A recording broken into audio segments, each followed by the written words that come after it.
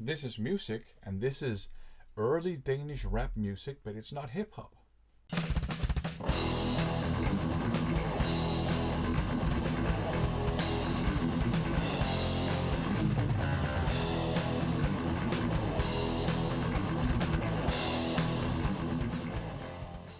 Like most other countries, Denmark has a thriving rap music scene today.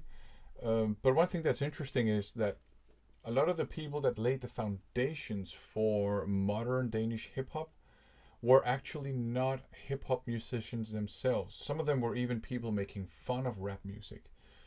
Now, the two artists that are rightfully so credited with being the ones that made hip hop possible in Denmark were two groups called Rockers by Choice and MC Einer.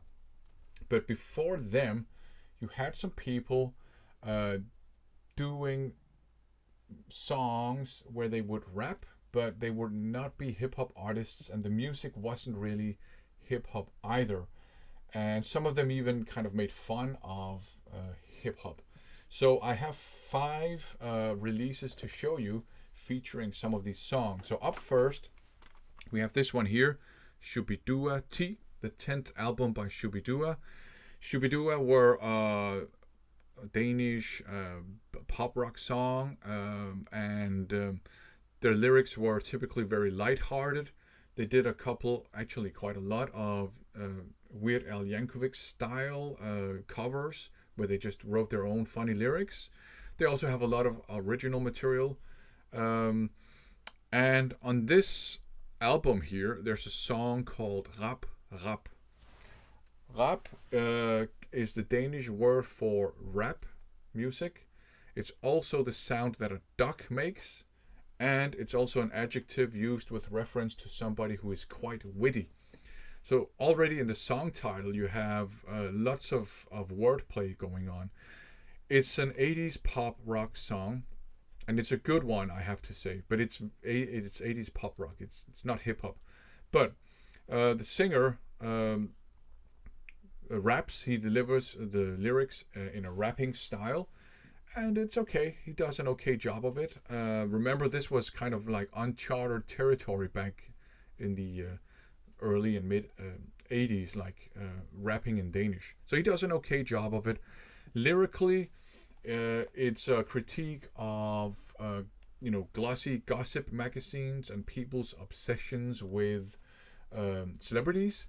But it's kind of wrapped in a funny narrative about a guy who goes to the hairdresser and reads a glossy magazine there, and then the hairdresser is reading over his shoulder and cuts him in the ear, and so it's fun stuff, and I think it's a genuinely good 80s pop rock song. I enjoy listening to it. Of course, a lot of it has to do with nostalgia, but there you go.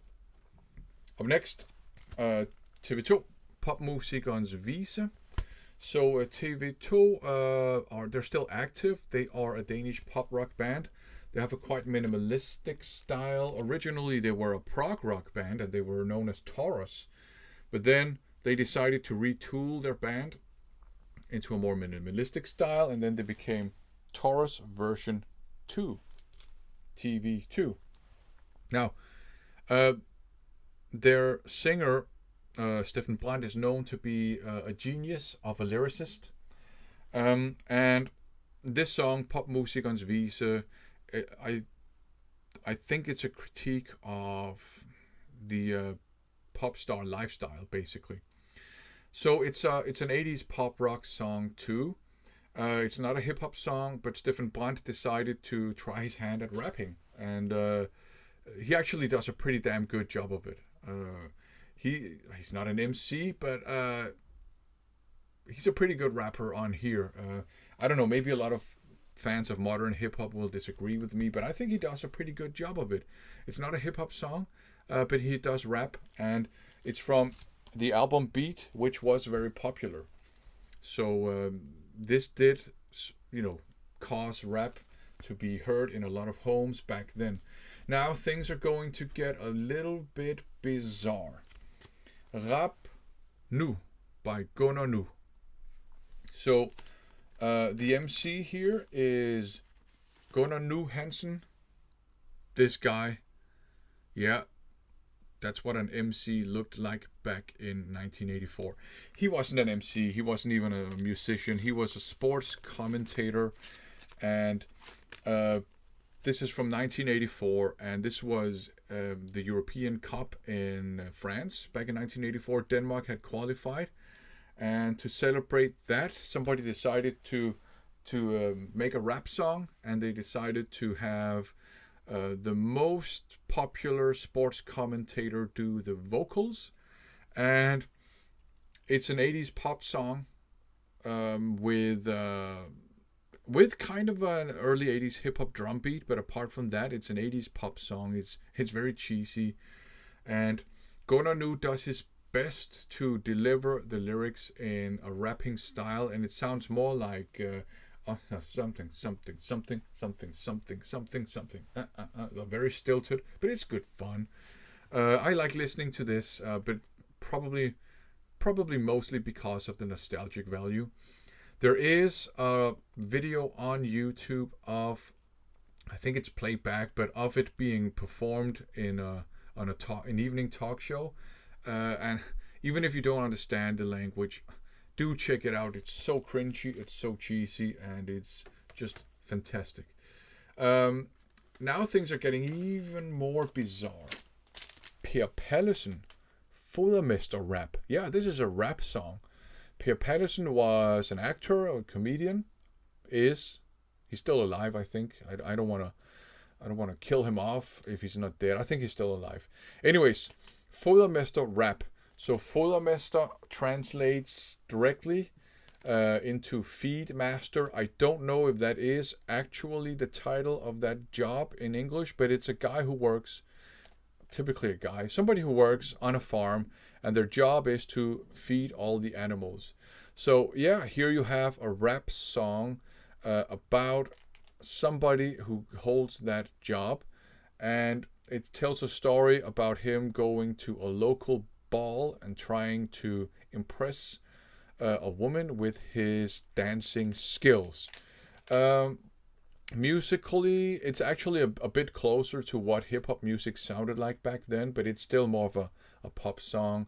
And he delivers the vocals in a thick Southern Zealand accent, which is associated with life on the countryside.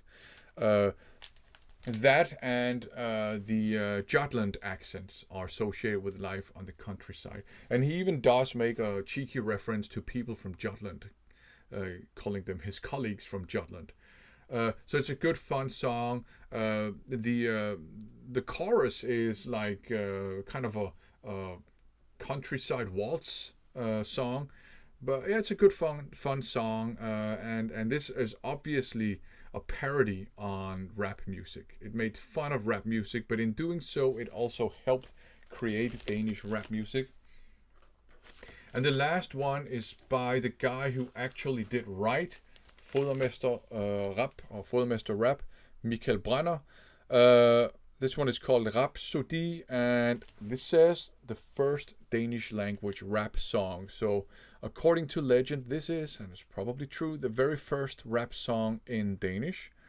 It has quite an early hip hop style drum beat. Apart from that, it's also more of an 80s pop song, but I would say it does have more in common with your early 80s rap stuff. I will say, lyrically, it's about a guy who every weekend he goes to the disco and tries to pick up women, and he fails every time, but he never loses hope. As you can see, they didn't really have the image down. He looks more like a disco guy. It's a fun song, and modern Danish hip hop artists do seem to acknowledge this as being very important in the history of Danish hip hop, because I have heard some more recent hip hop artists sample stuff from this one. But it's a fun song too. So I enjoy listening to all of these songs. There are some more, but these 5 songs I showed you, I think they are important in the history of Danish hip hop music. There's another one called Pina Trompeten by Mick Pick, which I don't have. I'd like to pick that one up, because that's kind of like a big, almost like a big band funk song or something like that, but you got rap on top of it. Anyways, this was weird. Whatever. Thanks for watching.